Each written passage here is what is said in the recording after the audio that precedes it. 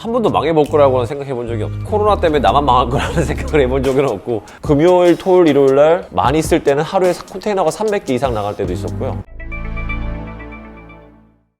안녕하세요. 멜번에서 한국 고깃집 하고 있는 배기중이라고 합니다. 가게 운영한 지는 지금 5년, 횟수로 5년째고요. 호스피탈리티 경력은 한 15년 정도 되고 있습니다. 저희는 한국 사람들이 다 아시는 그냥 한국식 고깃집입니다. 대부분 손님층은 영 에이시안들이 많고요. 그리고 호주 손님, 한국 손님 이렇게 있습니다.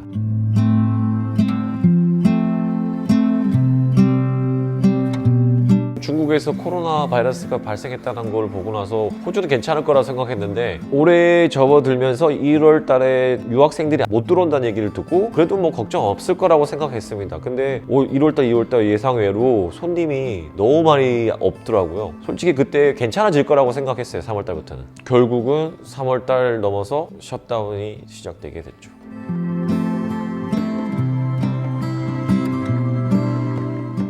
셧다운해서 일단은 아무 생각이 없었어요. 좀 지나고 나서 이 셧다운이 이게 정말 이렇게 계속 가야 되나? 그러고 나서 그때부터 약간 두려움이 생기기 시작했죠. 그러면은 그때는 어떻게 해야 되나? 그럼 수익은 어떻게 해야 되지? 그러면 집에 있는 식구들은 어떻게 해야 되나? 이런 생각이 많이 들었어요. 그러고 나서 뭐를 해서 수익을 내야 되나? 가만히 앉아있을 수는 없고, 여기 상당히 고민이 많았어요. 그때 우리 와이프가 일단은 자극을 줬고, 빨리 아무것도 안 할 거야.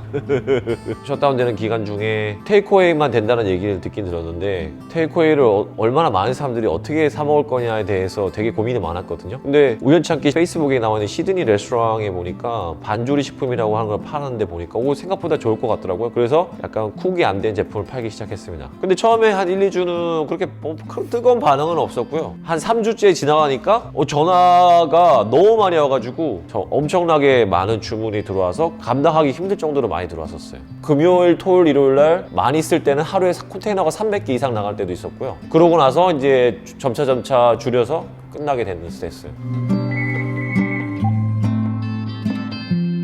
반조리 테이크어웨이가 좋은 점은, 첫 번째로 손님한테는 어떤 게 좋으냐면, 손님은 집에서 식당에서 다 끓여서 완전히 나가는 음식보다는 오히려 집에서 한 번 더 끓여서 먹기 때문에 싱싱한 재료로 맛이 더 좋고요. 덜 불안하게 집에서 편안하게 깨끗한 데서 먹는다는 생각도 드니까 오히려 더 편한 것 같더라고요. 그리고 저희한테는 어떤 점이 좋으냐면, 가게에서 안 끓여도 되니까 다른 비리나 이런 거에서 절약이 좀 있고, 손님들을 서비스를 안 해도 되니까 인건비가 줄고 싸게 팔아도 괜찮을 것 같더라고요.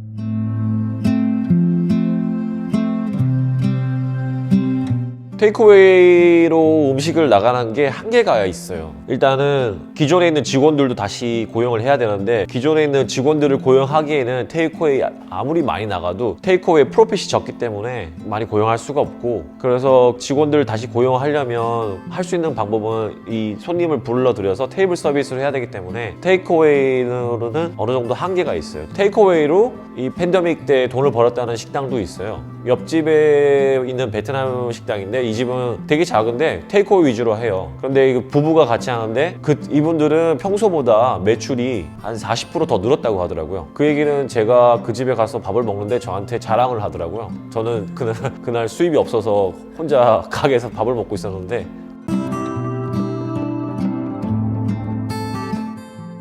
우리는 6월 말까지 장사하지 말고 그냥 테이크어웨이만 하자 이렇게 시작하고 있었는데, 전화가 너무 많이 오는 거예요. 이거 안 되겠다, 그럼 빨리 장사를 전환해서 시작해야 되겠다 해서 20명이라도 받아야 될 거라고 생각하고 했습니다. 그리고 막상 한 세션에 20명밖에 받을 수가 없으니까 그렇게 많은 프로핏이 나지는 않았어요. 어느 정도 러닝 정도는 할 수 있는 정도로 테이크어웨이 했을 때보다는 조금 더 많이.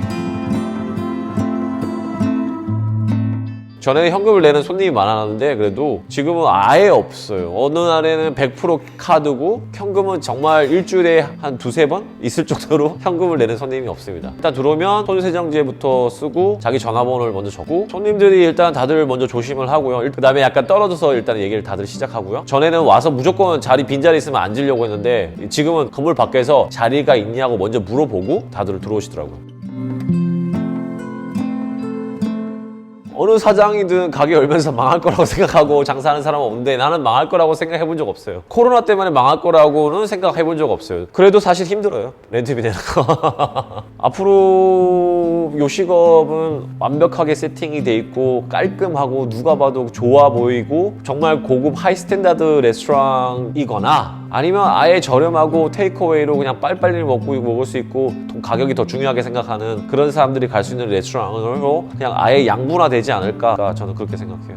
지난주 뉴스에 보니까 빅토리아의 확진자 수가 늘어났다고 하던데 그래서 그런지 예약 손님도 많이 들어오긴 하지만 사실 캔슬하는 손님들도 되게 많아졌어요. 이유는 뭐 딱히 물어보진 않았는데 제 개인적으로 생각에는 아마 그게 영향이 있지 않나 그렇게 생각해요. 혹시 이게 만약에 다시 셧다운이 된다고 하면 테이크어웨이를 다시 해야 되겠죠. 그런데 전에 했던 것보다 조금 더 발전된 방향으로 테이크어웨이를 해야 될 것 같아요. 그래서 테이크어웨이를 전문으로 하는 매니팩처러가 저의 목표입니다.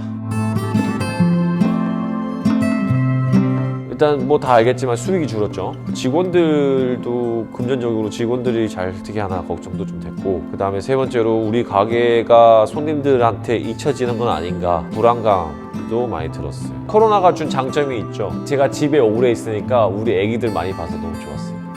뭐 금전적으로는 손해가 크죠. 원래 벌어야 되는 금액에 반도 못 벌고 있으니까 금전적으로 손해는 큰데 이 코로나가 저한테는 오히려 더 기회라고 저는 생각하고 있었거든요. 아직도 그 생각은 버리지 않고 있습니다. 저를 무거운 엉덩이를 움직이게 만들어준 건 사실이에요. 수없이 미뤄왔던 일들을 코로나가 저를 다 하게 만들었습니다. 감사합니다. 어쨌든